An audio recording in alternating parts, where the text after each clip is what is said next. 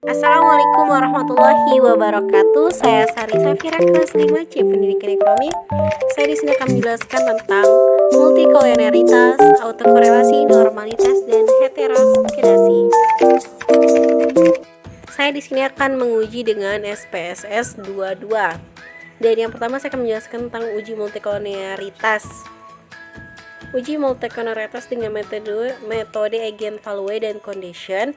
Indeks konsep dasar. Uji ini dilakukan dengan melihat rasio maksimum eigenvalue dan minimum eigenvalue. Jika antara 100, maka 1000 menunjukkan adanya gejala multikolonier yang moderat sampai kuat. Sedangkan jika K lebih besar dari 1000 menunjukkan adanya gejala multikolonier yang sangat kuat atau berdasarkan pada condition index atau CI. Jika nilai CI antara 10 dan 30, maka menunjukkan adanya gejala multikolonier yang moderat sampai kuat.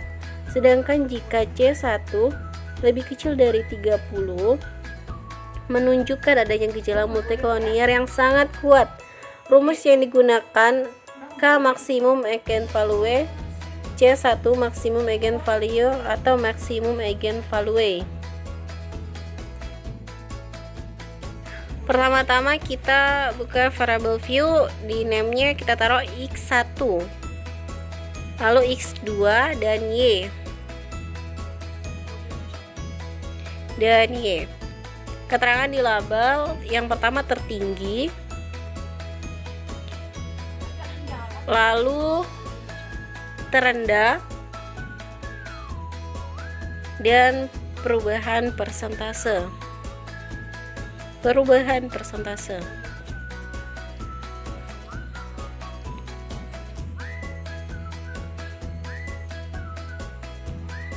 Baik, kita balik lagi ke data view.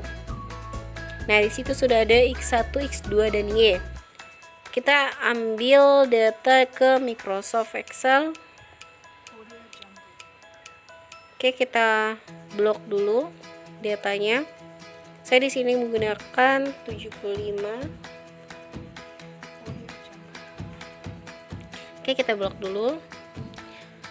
Lalu di copy.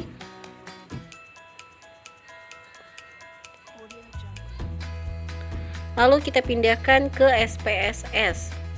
Kita paste.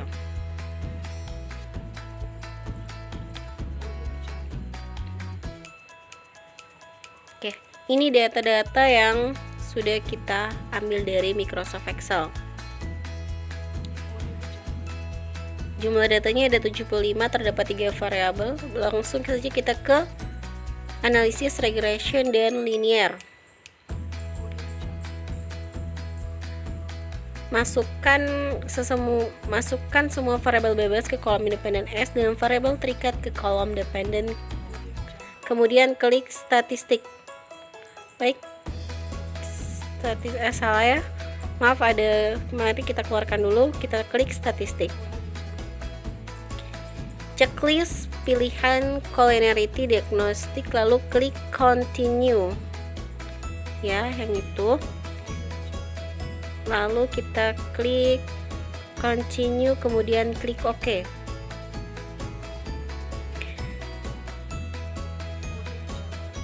Akan muncul beberapa tabel pada keluaran. Perhatikan tabel coefficient berikut. Tabel coefficient. Kita lihat di sini eigenvalue-nya 2960, 0,38 dan 0,01. Evaluasi maksimal sebesar 2,960. Eigenvalue maksimal sebesar 2960 dan minimal 0,001 eigenvalue. K maksimum eigenvalue, minimum eigenvalue 2,960. Nilai eigenvalue diperoleh 2,960, artinya berdasarkan nilai eigenvalue menunjukkan adanya gejala multikolonier yang moderat sampai kuat. C1 maksimum eigenvalue, minimum eigenvalue 2960, 0,001. Nilai CI1 yang diperoleh sebesar 2,09 berdasarkan nilai CI menunjukkan adanya gejala multikolonier yang moderat sampai kuat. Yang kedua, uji autokorelasi dengan metode Darby-Watson. Uji Darwin-Watson adalah uji autokorelasi yang menilai adanya autokorelasi pada residual. Uji ini dilakukan dengan asumsi atau syarat antara lain: 1. Model regresi harus menyertakan konstanta. 2. Autokorelasi harus diasumsikan sebagai autokorelasi first order. 3. Variabel dependen bukan merupakan variabel lag. Baik, di sini sudah ada X1, X2 dan Y. Di sini tertinggi, terendah, dan perubahan presentasi. Oke, kita balik lagi ke data view. Di sini sudah ada datanya X1, X2 dan Y. Langsung saja kita klik menu analisis, regression, lalu linear. Akan muncul kotak dialog dengan nama linear regression. Selanjutnya masukkan variabel Y dan variabel X1, X2. Lalu kita pilih klik statistik. Kita klik statistik. Oke, muncul kotak dengan nama linear regression. Kita pilih, cukup memberikan tanda centang pada Darwin-Watson, kemudian klik continue. Darwin-Watson, kita klik continue lalu oke.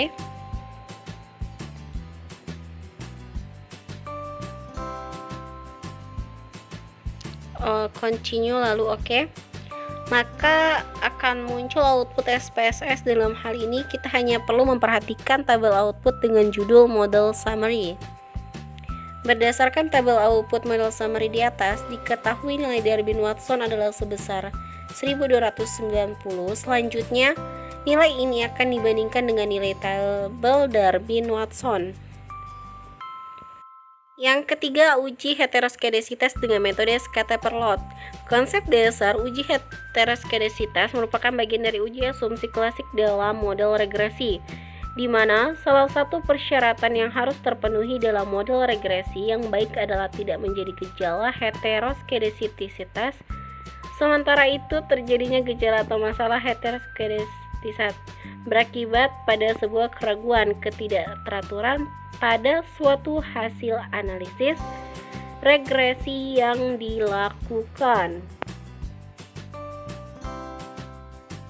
Di sini sudah ada X1, X2 dan Y, tertinggi, terendah, dan perubahan presentasi. Kita sudah lihat di sini ada datanya yang sudah kita masukkan. Kita klik analisis, kemudian regression, lalu linear. Masukkan semua variabel bebas, lalu kita klik plots. Kita klik plots. Oke. Masukkan SRESIID ke kolom Y dan ZPRED ke kolom X. Kemudian klik continue dan oke. Klik continue dan oke.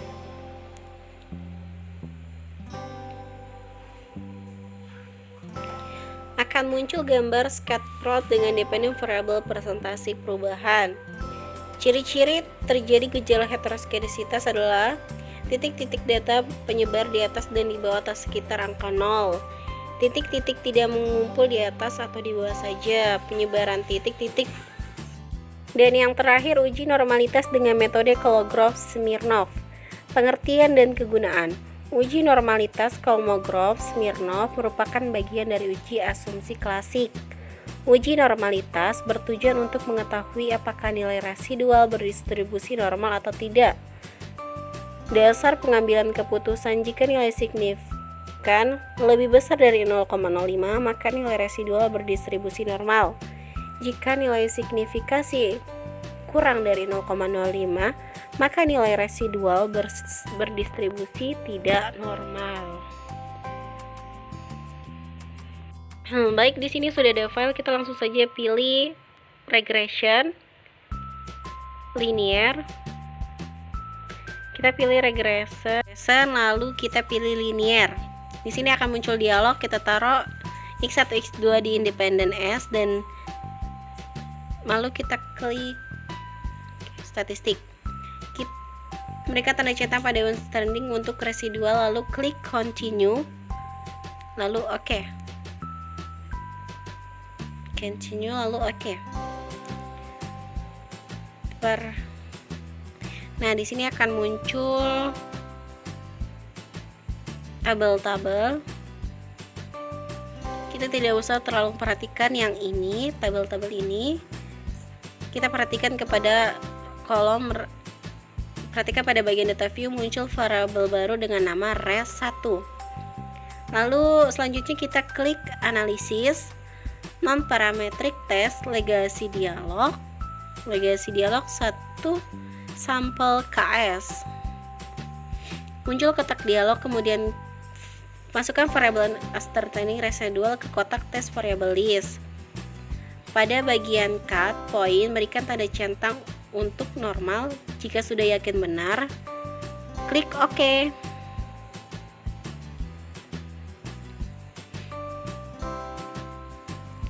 Maka akan muncul one sample Kolmogorov Smirnov test. Berdasarkan hasil uji normalitas diketahui nilai signifik 0,704 lebih besar dari 0,05, maka dapat disimpulkan bahwa nilai residual berdistribusi normal. Sekian dari saya, bila ada salah kata, wabillahi taufiq wal hidayah. Wassalamualaikum warahmatullahi wabarakatuh.